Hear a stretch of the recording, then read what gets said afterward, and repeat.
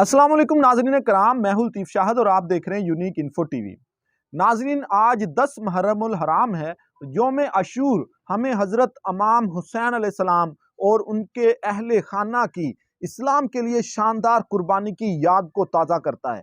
वो हमें सबक देता है कि हमने कभी भी जो है वो जुल्म के साथ नहीं खड़े होना, हमने हमेशा जुल्म के खिलाफ डट कर खड़े होना है और हक का साथ देना है। हुसैन ने हमेशा जिंदा रहना है, हुसैन अलैहिस्सलाम जिंदाबाद हैं, लेकिन हम पर जिम्मेदारी आयद होती है कि हमने हुसैनियत को जिंदा करना है, क्योंकि जो यजीदियत है वो हर जमाने में, हर मौका पर किसी ना किसी शक्ल में मौजूद रहती है। हमारे मुआशरे में से कभी वो खत्म नहीं हो सकती। ये दरअसल मौजूदा लोगों का इम्तहान होता है कि जो हुसैन जिंदाबाद का नारा लगाने वाले हैं वो हुसैनियत का साथ देते हैं या मुश्किल वक्त में यजीदियत के साथ खड़े हो जाते हैं।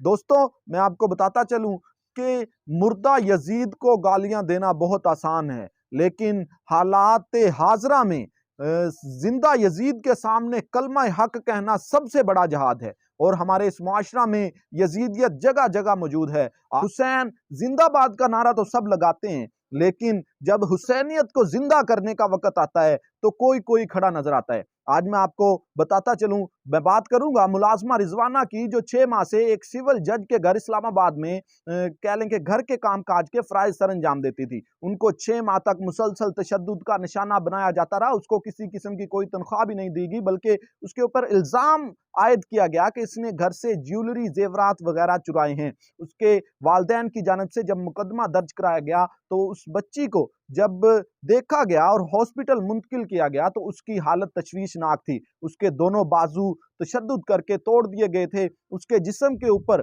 15 तशद्दुद के निशानात मिले। उसके सर को फाड़कर जख्म जो है वो इस कदर गहरा हो चुका था कि उसके सर में कीड़े पड़ चुके थे उसके जख्म में। तो नाजरीन, इससे बड़ी यजीदियत क्या होगी? एक जज की बीवी जिसने कह ले के इंसाफ मुहैया करना है, एक जज ने, उसकी बीवी के घर जुल्म होता रहा, वो कैसे हम कह देंगे कि हमारा मुल्क दूसरों को, गरीबों को इंसाफ फराहम करेगा, जिसके घर में खुद जुल्म हो रहा है। और इससे भी बड़ा जुल्म मैं आपको बताता चलूं कि उस अहलिया की, जो सिविल जज थे आसम हफीज, उनकी अहलिया की जमानत मंजूर कर दी गई है। एक ही दिन बाद जस्टिस फारूक हैदर की जानब से उन्होंने ये केस सुना था और उसकी हफाजती जमानत 1 अगस्त तक मंजूर कर ली गई है।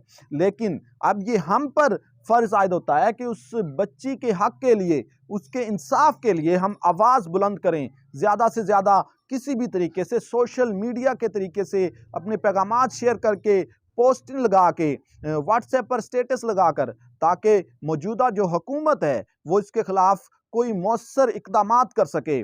हमारे यहाँ क्या होता है कि जी कानून के मुताबिक काम चल रहा है, वो एक जज की अहलियां हैं और जजिस ने फैसले सुनने हैं। जजिस जो हैं वो उसको किसी ना किसी तरीके से रिलीफ दे ही देंगे। तो फिर हम कैसे कह सकते हैं कि हम हुसैन जिंदाबाद या हम हुसैनियत के साथ खड़े हैं? हुसैन तो जिंदाबाद हैं, हमारे कहने से नहीं होंगे, वो तो जिंदाबाद ही हैं, उन्होंने जो कारनामा सर अंजाम दिया। लेकिन हम पर यह जिम्मेदारी आयद होती है कि हमने हुसैनियत को जिंदा करना है और यजीदियत को मुर्दाबाद कहना है, यजीदियत को मुर्दाबाद करना है। वो सिर्फ बातों से नहीं होगा, वो हमारे अमाल से होगा। और दूसरी जानब मैं जब बताता चलूं कि जो 5500 वीडियोस बरामद हुई थी, उसमें भी सरपरस्ती थी चौधरी तारक बशीर चीमा साहब, और उनके बेटे इसमें मुलव्वस थे, उनकी भी वीडियोस मिली हैं। और मीडिया को मुकम्मल तौर पर दबाया जा चुका है। आपके सामने देख लें कि मीडिया पर अब उसके बारे में कोई खबर नहीं आ रही। हालांकि ये 9 मई के वाक़े से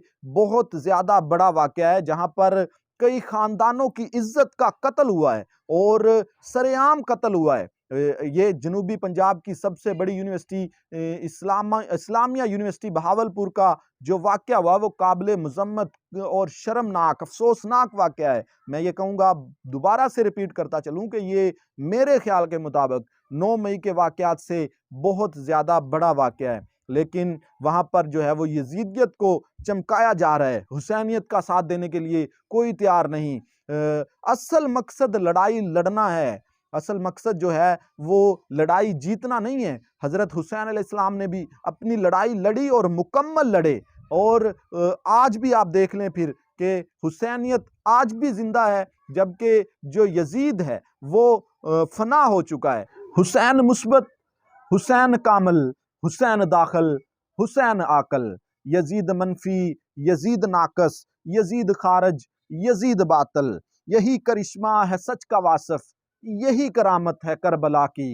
शहीद करके यजीद फानी, शहीद होकर हुसैन बाकी।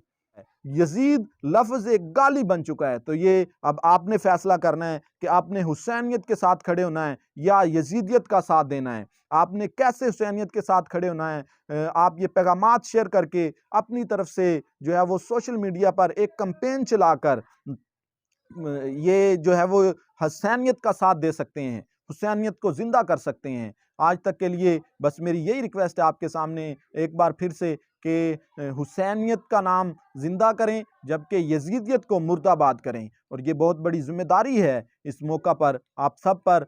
पाकिस्तान जिंदाबाद।